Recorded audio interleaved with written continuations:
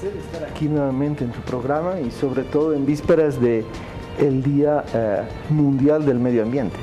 El Día Mundial del Medio Ambiente, sí, el 5 de junio desde el 73, la fecha coincide con el inicio, ¿no?, de la conferencia de Estocolmo en el 72, cuyo tema principal fue precisamente el medio ambiente. Y este es un tema que nos invita a sensibilizarnos como población en relación a los temas ambientales, pero acá yo quisiera tocar y profundizar en la acción política, Pablo. Bueno, el tema del medio ambiente es un tema en el cual se necesitan iniciativas de nosotros, de los ciudadanos, pero también se necesitan políticas públicas. Solo se puede avanzar si hay una combinación de estos dos, iniciativas desde la sociedad civil, a nivel de empresarios privados, a nivel de los municipios, a nivel de gobiernos departamentales y el gobierno nacional. En el caso de este año, el tema fundamental del Día Mundial del Medio Ambiente es la contaminación del aire. Sí. El dato que nos plantea las Naciones Unidas es alarmante. Al año mueren 7 millones de personas por contaminación del aire. 7 millones de personas. Es un 70% más o menos de la población que tiene toda Bolivia, sí, que muere al año por contaminación del aire. Ahora, ¿por qué se da esta contaminación del aire? En el caso nuestro, uno de los factores más importantes son las quemas, el famoso chaqueo, la deforestación, que hace que los índices de contaminación del aire aumenten terriblemente en el segundo semestre del año. Sí. El factor de contaminación constante y permanente, causa fundamental, son, en el caso boliviano, el parque automotor. El parque automotor es uno de los principales factores de contaminación del aire que tenemos nosotros en la mayoría de las ciudades. Y tenemos algunas ciudades que en algunos años han llegado a estar entre las 10 ciudades con mayor aire contaminado en Sudamérica. Claro, Cochabamba, por ejemplo. Cochabamba ha estado en el 2017, felizmente este año no estaría, pero la situación es muy, muy preocupante, ¿no? Y lo que tanto se persigue en este Día Mundial y en particular en el año 2019 es hacer la conexión entre esta contaminación del aire que se da por un lado porque hay mayor cantidad de partículas en la atmósfera que acaban afectando la salud humana y en particular la salud de los niños, con esa otra contaminación que es más invisible y que es la contaminación de los gases de efecto invernadero que van a la atmósfera y lo que provocan es el calentamiento del planeta. Entonces el tema fundamental es discutir qué hacemos nosotros como ciudadanos para enfrentar esta situación. ¿Qué medidas tomar para prevenir el cambio climático, dejar de usar energías ineficientes, evitar la contaminación, parar la deforestación? Lo que está ocurriendo en el país es increíble. Yo creo que el ejemplo lo tienen que dar los gobernantes. Hace un par de días hubo una entrevista en El Deber que le hacen al vicepresidente Álvaro García Linera. Y te leo porque es muy ilustrativo. Él dice, en el 2012 les preguntamos a los agroempresarios qué necesitan. Y responden los agroempresarios, entre comillas, citado por Álvaro García Linera, hemos talado los bosques sin permiso. Y según la ley INRA del 1996, nos tienen que quitar la tierra, cierra comillas. ¿Qué dice Álvaro García Linera? Hicimos una ley de amnistía a los que talaron. Entonces, obviamente, si al que tala el árbol, y habiendo una ley que dice que hay sanciones por eso, incluso sanciones que van a afectar la tenencia de esas propiedades, uno les da amnistía, entonces uno lo que promueve es mayor deforestación. Sí. Y tenemos nosotros una situación en la que actualmente se está buscando desde las políticas del gobierno llegar a un acuerdo con los soyeros que han tenido menos ingresos porque han caído los precios de la soya, pero a costa de los bosques. Sí, claro. Entonces, sí, se va a producir ahora etanol y biodiesel, con mayores plantaciones de caña de azúcar y mayores plantaciones de soya. Se ha ampliado la frontera agrícola, pero en 250.000 hectáreas. 250.000 hectáreas para soya, más otras 200.000 para caña de azúcar. Estamos hablando de 400.000 hectáreas adicionales de deforestación. Y ya normalmente antes del etanol y del biodiesel, nosotros estábamos llegando a deforestar unas 300.000 hectáreas al año. Ahora, Pablo, el año pasado el mundo perdió 12 millones de hectáreas de selvas tropicales. Eso equivale a la superficie de Nicaragua, por ejemplo. El Instituto de Recursos Mundiales, entre ellos, hablaba de que se han perdido selvas vírgenes que son fundamentales para el clima y la biodiversidad. ¿Y acá qué está pasando con nuestros parques, con nuestras reservas, con nuestras selvas vírgenes? Si el ritmo de deforestación actual continúa, ¿no? Hasta fines del 2030 habremos perdido una superficie equivalente a 2 tipnis. Solamente estás hablando de Bolivia. No, solo de Bolivia. Porque los países más afectados, según este dato, es Bolivia, Brasil, Indonesia, República Democrática del Congo y Colombia. Entonces, si seguimos hasta el 2030... Superficie igual a 2 tipnis.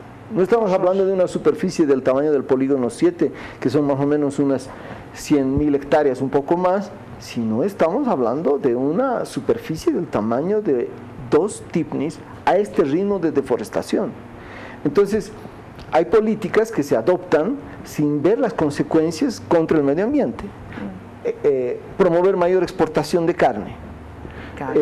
Eso significa mayor deforestación. Claro, el pastoreo a gran escala le ha hecho muchísimo daño, ¿no? Se ha pasado a ser el principal factor de deforestación, compitiendo con la soya, con la agroindustria, ¿no? Entonces, igual se hace el etanol, la ley del etanol, y no se toma en cuenta el impacto que va a tener.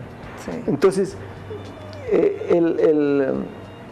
el gobierno no toma en cuenta de manera seria y sostenida medidas para reducir esta deforestación. Es más, promueve una idea absolutamente, yo diría, loca en este siglo XXI, que es que no pueden impedir nuestro desarrollo. Entonces, deforestar es sinónimo de desarrollarse. Y los que quieren proteger los bosques, lo que están haciendo es impedir el desarrollo. O sea, imaginarse un desarrollo deforestando, es decir, es un suicidio. Es como decir, yo voy a incrementar mis ganancias quemando diariamente un cuarto de mi casa. Sí. O sea, lo que uno tiene que hacer es más bien proteger su hogar, más en una situación como la que estamos viviendo a nivel planetario por la gravedad que está teniendo el cambio climático. La deforestación en Bolivia pasó de un promedio de 150.000 hectáreas anuales, que esto era más o menos en la década de los 90, a superar las 350.000 hectáreas en promedio entre los años 2016 y 2017, según los investigadores Laike Andersen y Carlos Ledesma, ¿no?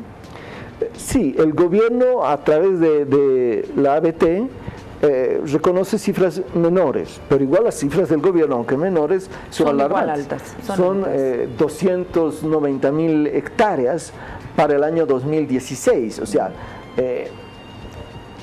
es una situación alarmante, preocupante, y no vemos una reacción de parte del gobierno para encarar que es uno de los temas principales precisamente que hacen a la contaminación del aire y a la destrucción del medio ambiente.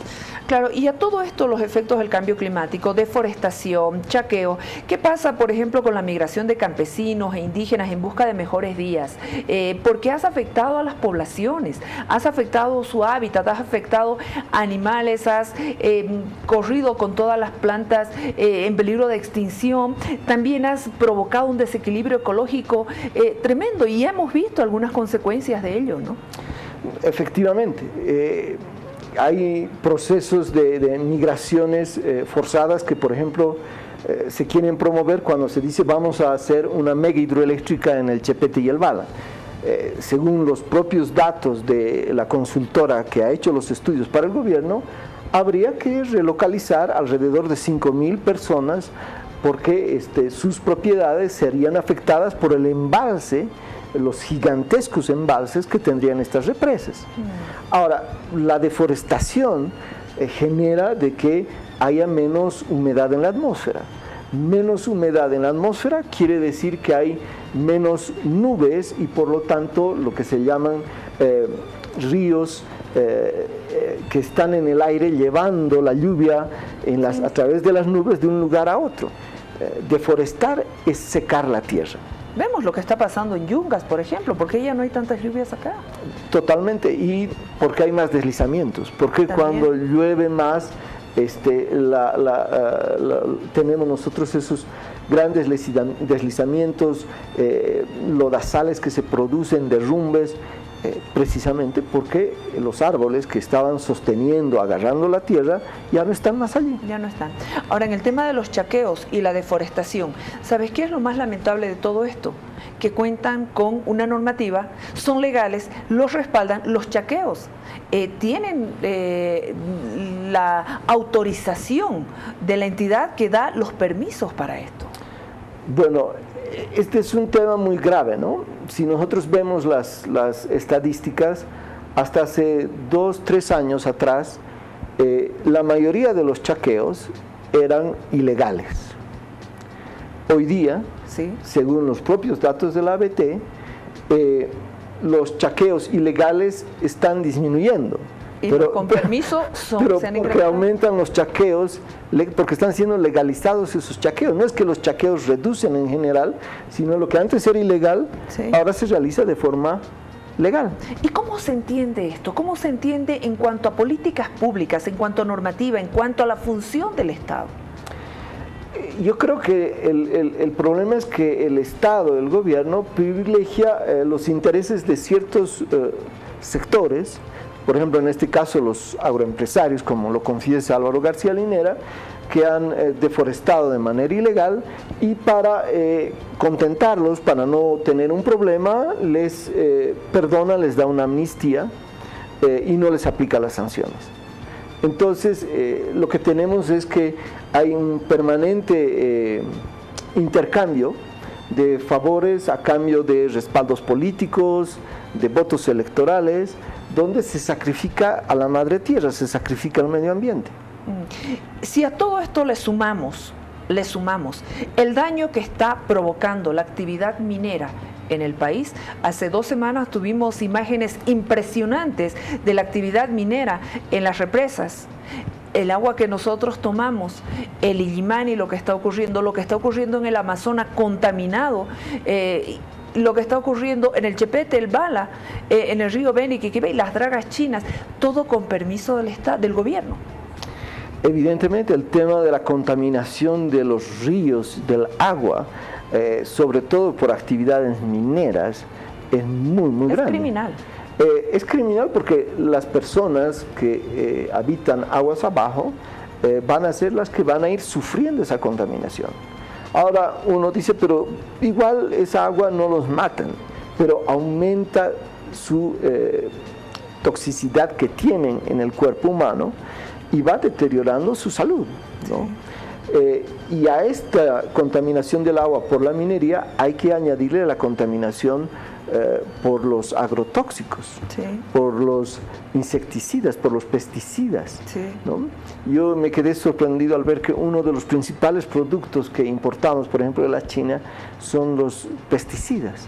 Y los pesticidas sí evitan que las plagas acaben con una plantación, pero acaban contaminando la tierra y el agua, esa agua que luego va a infiltrarse o va hacia ríos y que luego acaba impactando sobre animales, otras plantas y también seres humanos. Además que están superando los niveles permitidos en cuanto a las cantidades de pesticidas que tienen que utilizar y agroquímicos. Eso se ha visto en el Oriente, por ejemplo.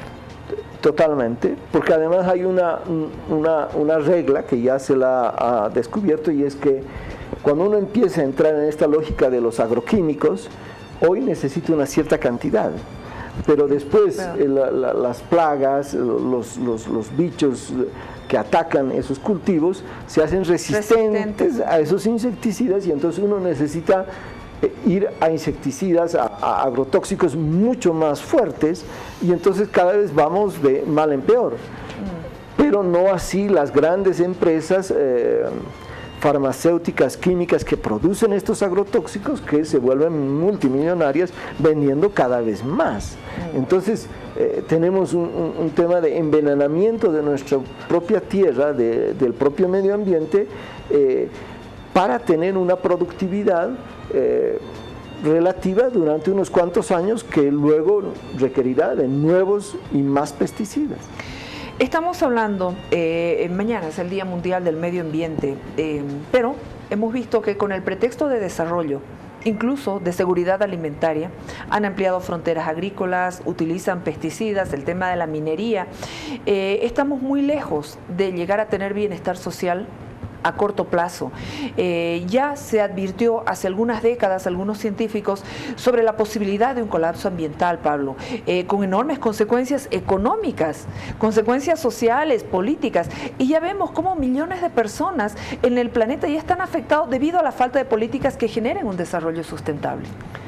Efectivamente, ¿no? Hay ya una corriente de científicos que empiezan a decir ya no es cambio climático, es un colapso climático que ya ha empezado. O sea, el colapso no va a venir, ya está aquí.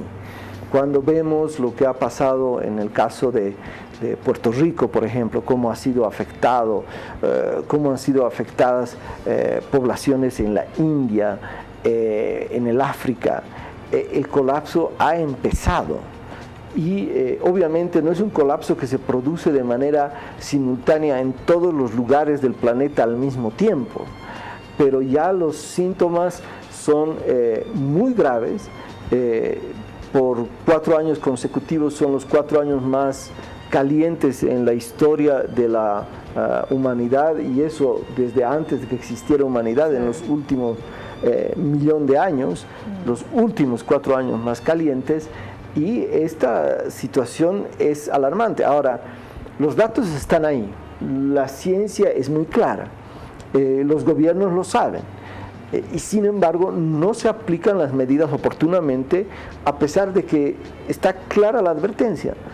O cambiamos en un periodo que no puede exceder los 10, 12 años, o esto es irreversible.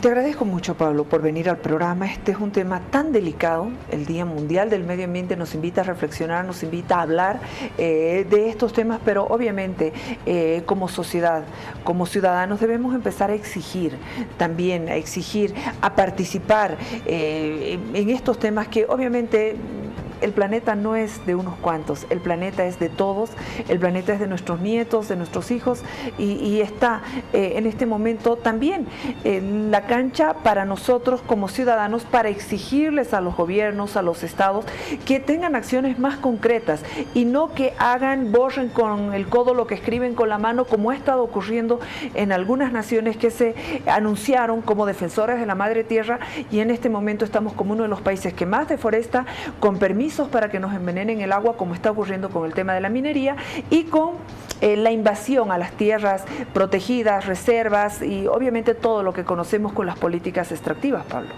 No, efectivamente. Yo creo que para que las autoridades cambien, la sociedad, nosotros los ciudadanos, tenemos que organizarnos y actuar. En nuestra ciudad de La Paz, por ejemplo, el hecho de que se aplanen los cerros, ¿no?, es una forma terrible de afectar el medio ambiente. En vez de priorizar forestar aquí en la ciudad de La Paz, donde tenemos un déficit de cantidad de árboles por habitante, sí, deberíamos nosotros estar promoviendo eso, y sin embargo lo que existe es lo contrario. Ahora, las autoridades permiten que ese aplanamiento de cerros continúe, pero ¿qué hacemos nosotros? Yo creo que en todas las ciudades, en todos los lugares, tenemos que articularnos, organizarnos y tomar medidas concretas para hacer que realmente haya un cambio en este relacionamiento con la naturaleza, con el medio ambiente, con la madre tierra. Gracias, Pablo Solón, por haber venido. Muchísimas gracias a ti. El director de la Fundación Solón, Pablo Solón, acompañándonos precisamente en el Día Mundial del Medio Ambiente que se celebra mañana 5 de junio. Vámonos a la pausa, por favor. Enseguida regresamos. Tenemos mucha información para compartir con ustedes. En instantes vuelve la